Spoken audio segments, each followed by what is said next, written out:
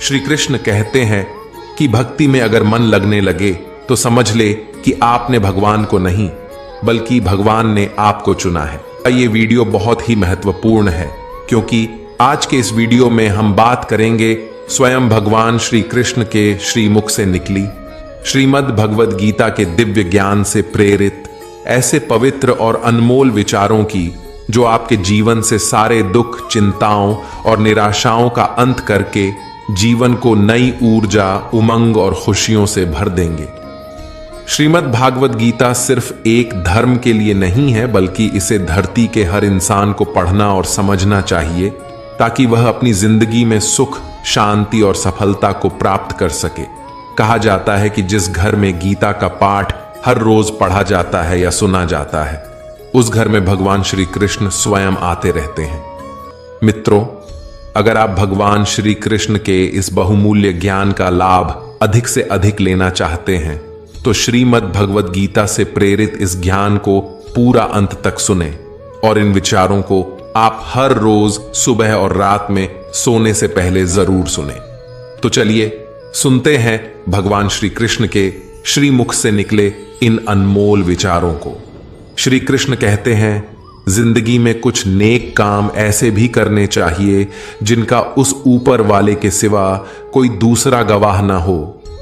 जीवन मिलना भाग्य की बात है, मृत्यु होना समय की बात है, मगर मृत्यु के बाद भी लोगों के दिलों में जीवित रहना यह कर्मों की बात है। श्रीमद् भगवद गीता में भगवान श्री कृष्ण कहते हैं कि हे अर्जुन, मैं सभी प्राणियों के हृदय में स्थित सबकी आत्मा हूं। संपूर्ण प्राणियों का आदि, मध्य और अंत भी मैं ही हूं। मैं ग्रहों में सूर्य हूं, वेदों में सामवेद हूं, देवों में इंद्र हूं, इंद्रियों में मन हूं। मैं ब्रह्मा हूं, मैं विष्णु हूं, मैं महेश हूं। जलाशयों में मैं समुद्र हूं, पर्वतों में मैं हिमालय हूं। इस संपूर्ण संसार में तुम जो कुछ भी देख पाते हो सब मैं ही हूं। श्री कृष्ण कहते हैं, यह संसार मेरी ही माया है। यह संसार मुझसे ही उत्पन्न हुआ है। मैं ही इसका पालन पोषण करता हूं और मैं ही इस सृष्टि का विनाश भी करता हूं। मैं भूत, वर्तमान और भविष्य के सभी प्राणियों को जानता हूं, लेकिन वास्तविकता में मुझे कोई नहीं जानता। कान्हा कहते हैं, सब्र कोई कमजोरी नहीं होती बल्कि यह वह ताकत होती है जो सभी में नहीं होती। दुआएं कभी खाली नहीं जाती, बस सही वक्त पर कबूल होती है। मनुष्य अपने विश्वास से निर्मित होता है। जैसा वह विश्वास करता है वैसा ही वह बन जाता है। हर चीज की नकल की जा सकती है लेकिन चरित्र और व्यवहार नहीं। अपनी सोच को काबू में रखिए क्योंकि आपकी सोच ही असलियत का रूप लेगी। अगर नीयत अच्छी हो तो नसीब कभी बुरा नहीं होता। वक्त बनाने वाले को जरा सा वक्त देकर देखो, वह आपका वक्त बदल देगा। दिमाग में विचारों की भीड़ जितनी कम होगी, जिंदगी का सफर उतना ही आसान होगा। मन का झुकना भी बहुत जरूरी है, सिर्फ सर झुकाने से भगवान नहीं मिलते। अगर आप उन बातों और परिस्थितियों की वजह से चिंतित हो जाते हैं जो आपके नियंत्रण में नहीं है तो इसका परिणाम समय की बर्बादी और भविष्य का पछतावा है। आप दुख पर ध्यान देंगे तो हमेशा दुखी रहेंगे।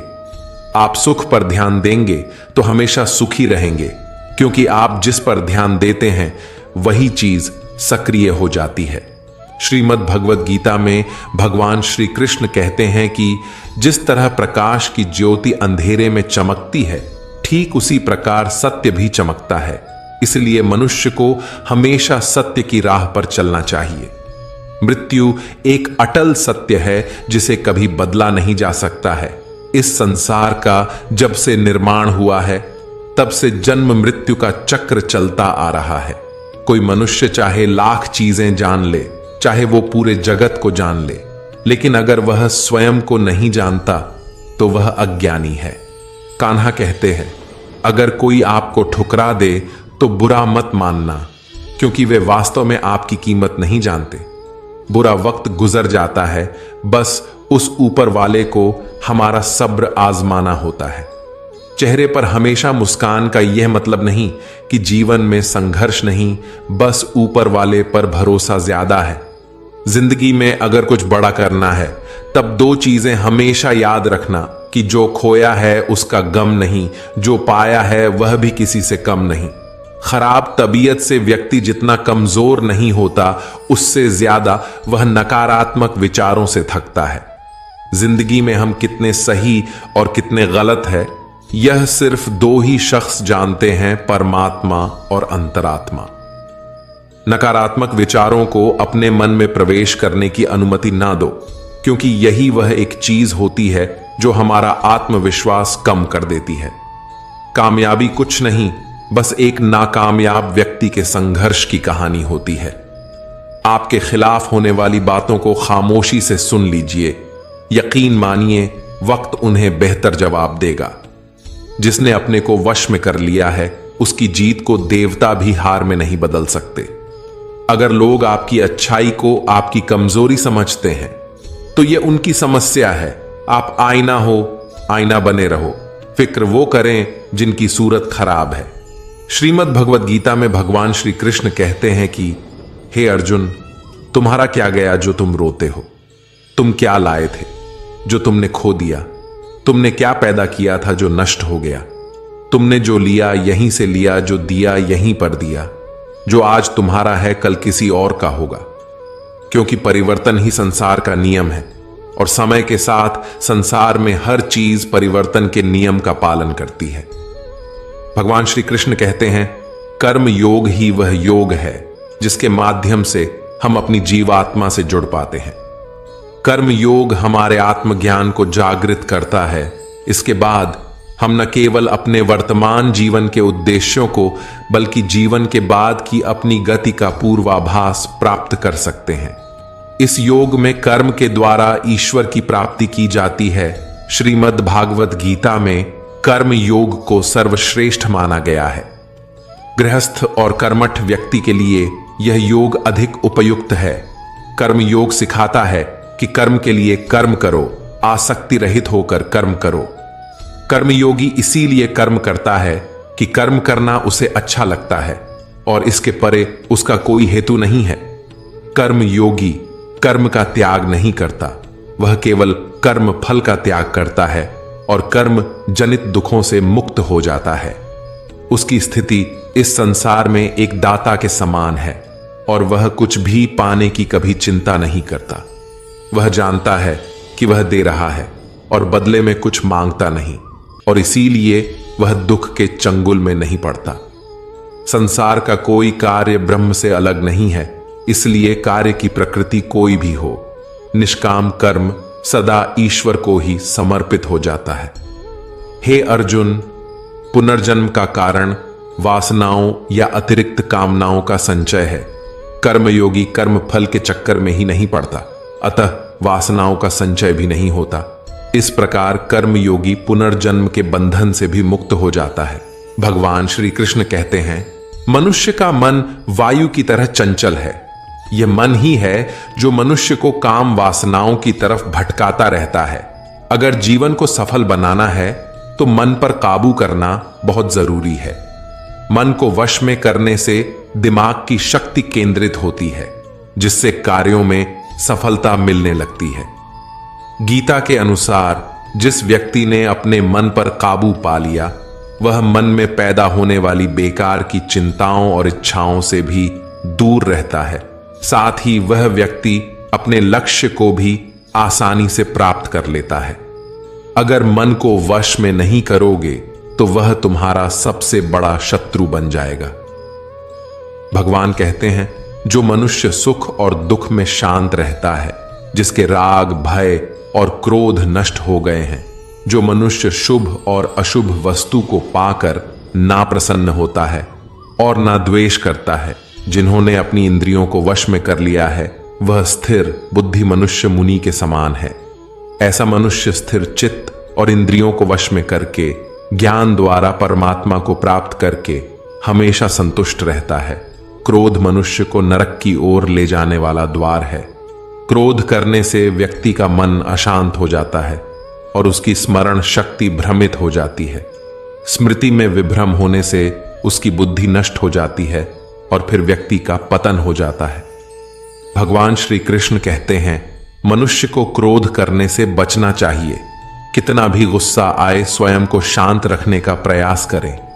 श्री भगवान कहते हैं, जिस प्रकार समुद्र की स्थिति अचल है, भारी से भारी आंधी तूफान आने पर या अनेक नदियों के जल प्रवाह उसमें प्रविष्ट होने पर भी वह अपनी स्थिति से विचलित नहीं होता, मर्यादा का त्याग नहीं करता, उसी प्रकार परमात्मा के स्वरूप में स्थित योगी की स्थिति भी सर्वथा अचल होती है। बड़े से बड़े सांसारिक सुखों दुखों का सहयोग वियोग होने पर भी उसकी स्थिति में जरा भी अंतर नहीं पड़ता। वह योगी परमात्मा में नित्य निरंतर अटल और एक रस स्थित रहता है। जो मनुष्य संपूर्ण कामनाओं को त्याग कर ममता रहित, अहंकार रहित और मोह रहित होकर विचरण करता है, वही मनुष्य शांति को प्राप्त कर पाता है। कान्हा कहते हैं, जो दर्द आज सह रहे हो, आगे चलकर वही तुम्हारी ताकत बनेगा। मुसीबत में अगर मदद मांगना हो तो सोच कर मांगना, क्योंकि मुसीबत थोड़ी देर के लिए ही होती है और एहसान जिंदगी भर का। तजुर्बे उम्र से नहीं बल्कि हालातों से आते हैं। जमाने में आए हो तो जीने का हुनर भी रखना। दुश्मन से कोई खतरा नहीं, बस अपनों पर नजर रखना। रात भर गहरी नींद आना इतना आसान नहीं, उसके लिए दिन भर ईमानदारी से जीना पड़ता है। अपनी कमियों को सिर्फ हम दूर कर सकते हैं और कोई नहीं। बाकी सब केवल इनका फायदा उठाना जानते हैं। समय के पास इतना समय नहीं कि वह आपको दोबारा समय दे सके। जो बदला जा सके उसे बदलिए, जो बदला ना जा सके उसे स्वीकार कीजिए और जो स्वीकारा ना जा सके उससे दूर हो जाइए।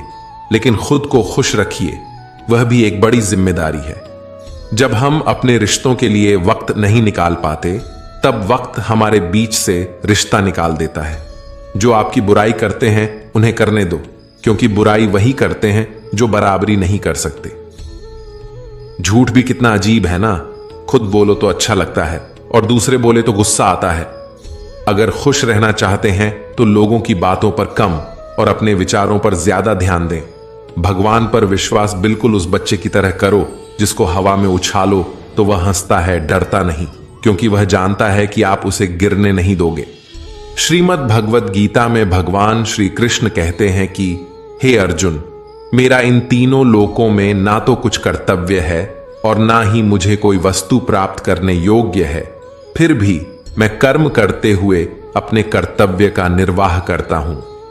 हे पार्थ, यदि मैं कर्मों को करने में सावधानी न बरतूं तो बड़ा अनर्थ हो जाएगा, क्योंकि मनुष्य सब प्रकार से मेरे ही मार्ग का अनुसरण करते हैं।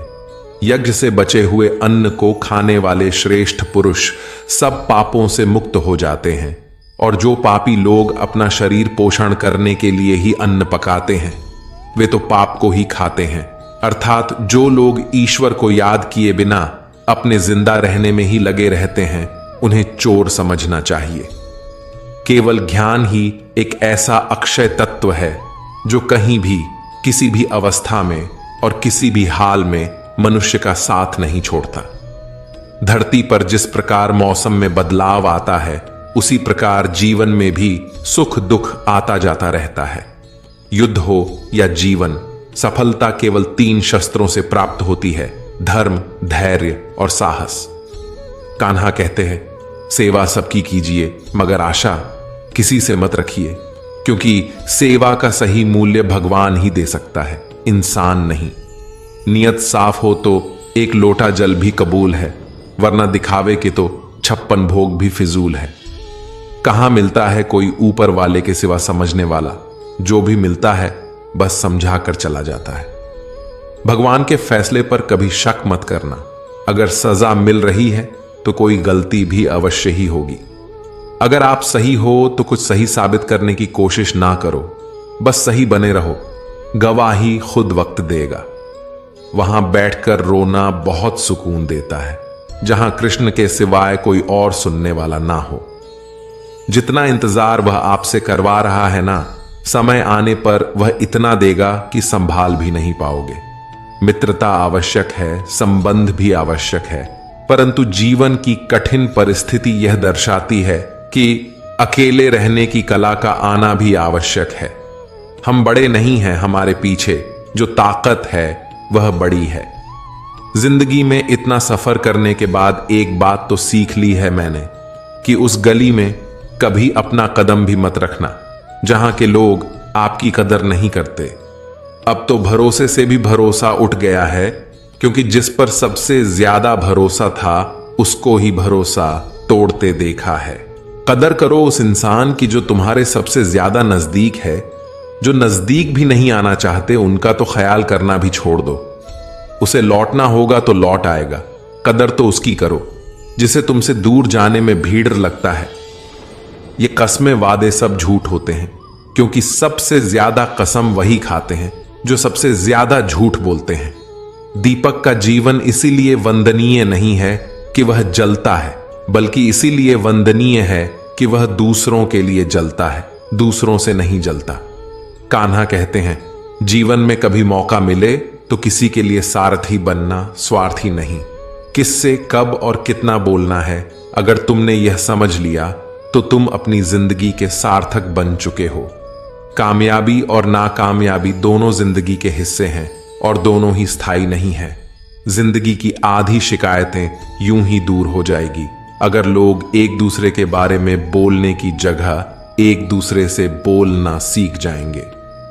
विश्वास किसी पर इतना करो कि वह तुम्हारे साथ छल करते समय खुद को दोषी समझे, और प्रेम किसी से इतना करो कि उसके मन में सदैव तुम्हें खोने का डर बना रहे।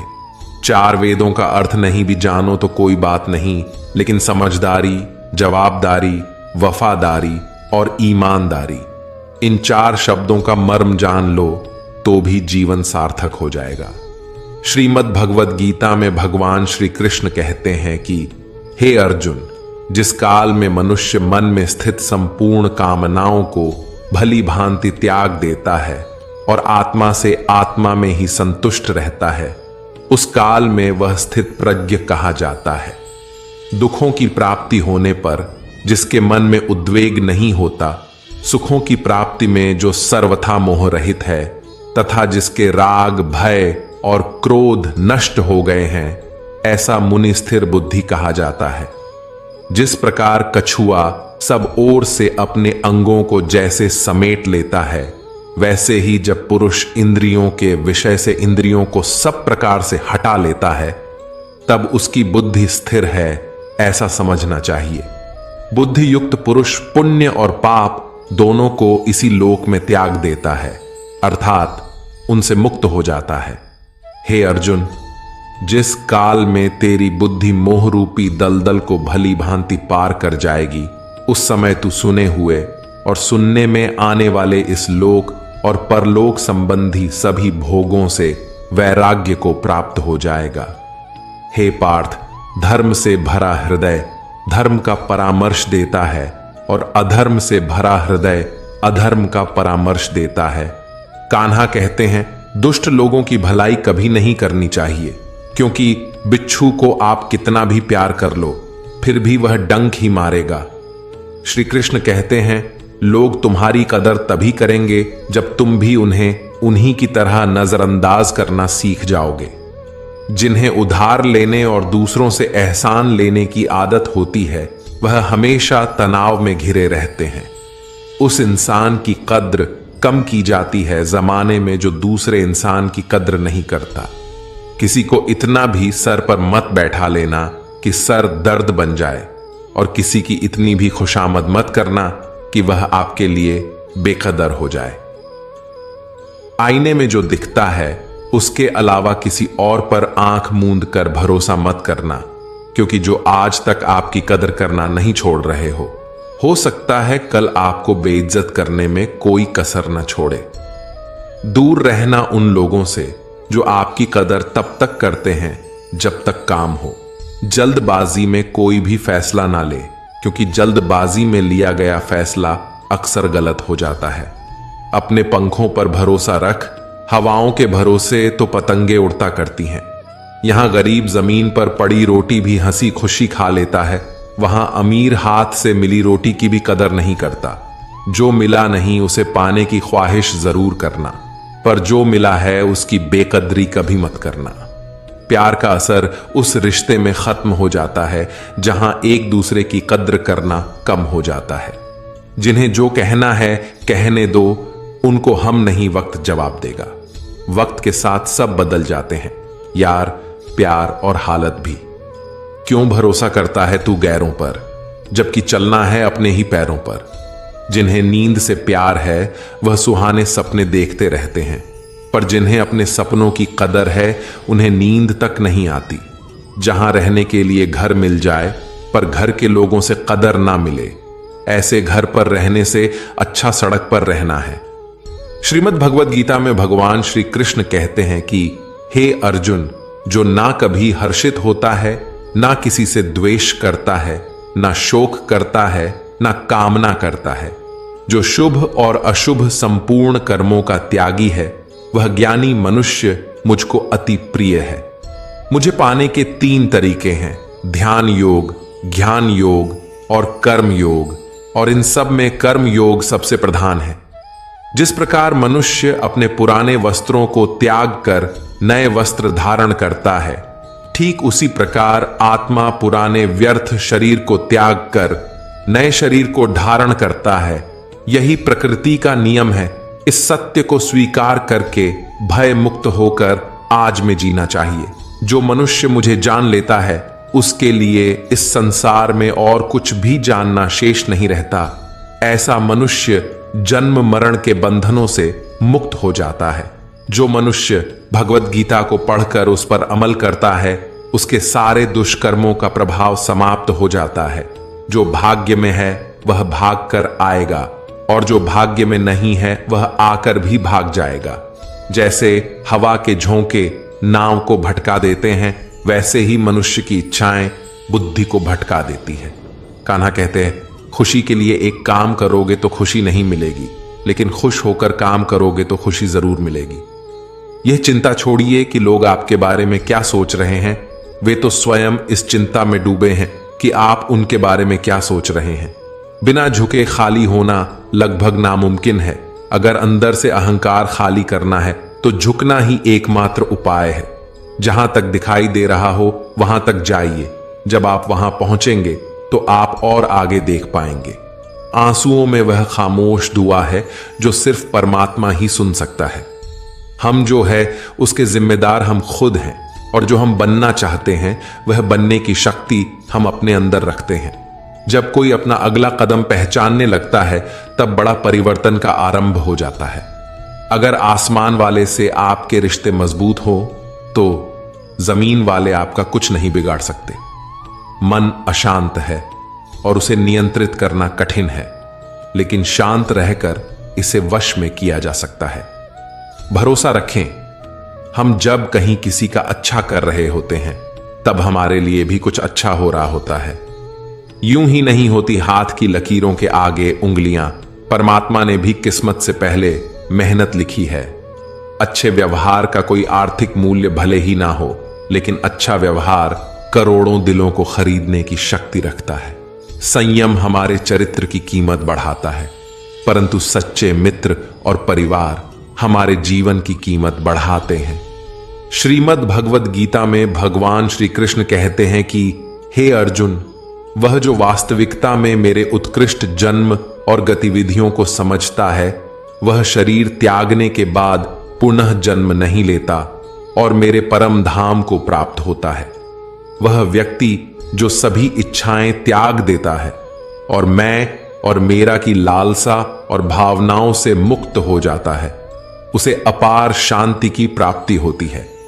जिस मनुष्य के अंदर ज्ञान की कमी होती है और ईश्वर में श्रद्धा नहीं होती, वह मनुष्य जीवन में कभी भी आनंद और सफलता को प्राप्त नहीं कर पाता।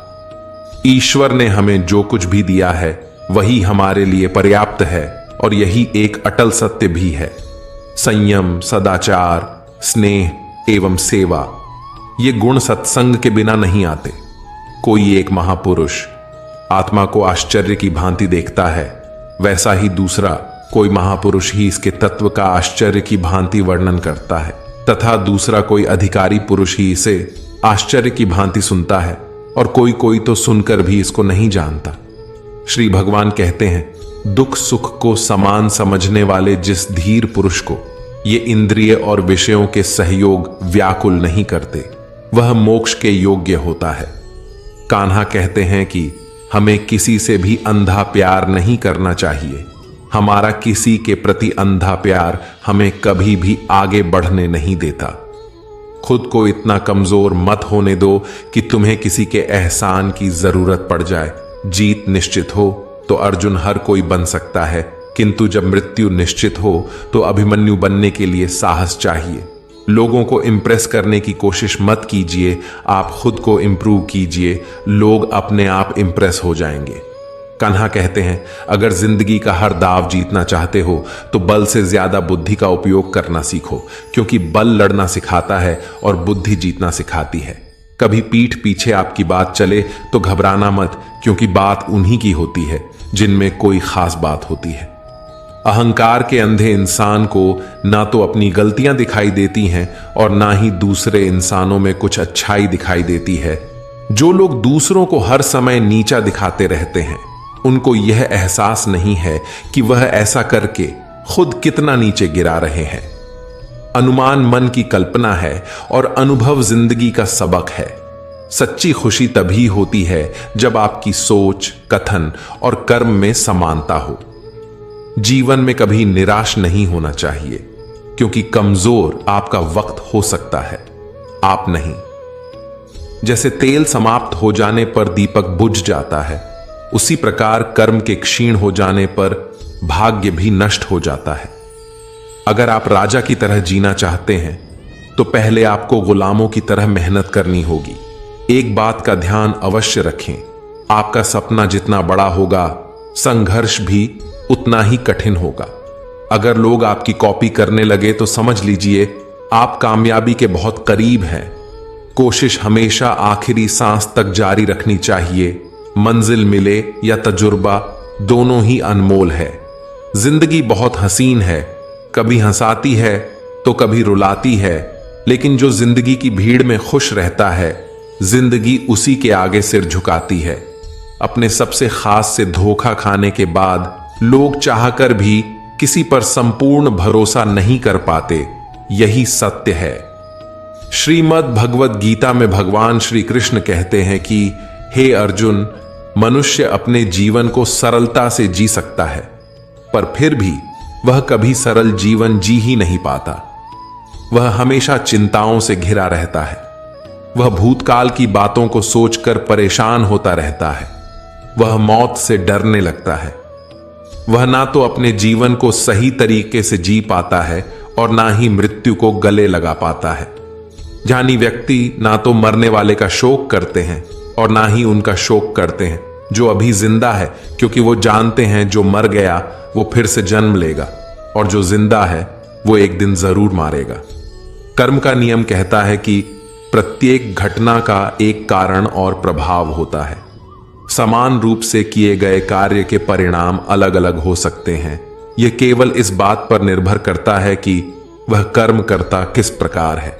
जिस प्रकार आग एक लकड़ी को जलाकर राख कर देती है, उसी प्रकार आत्मज्ञान आपके अंदर चलने वाले सभी द्वैत कार्यों को भस्म करके आपको आंतरिक शांति प्रदान करता है। हे पार्थ, ब्राह्मण, क्षत्रिय, वैश्य और शूद्र, इन 4 वर्णों का समूह गुण और कर्मों के अनुसार मेरे द्वारा रचा गया है।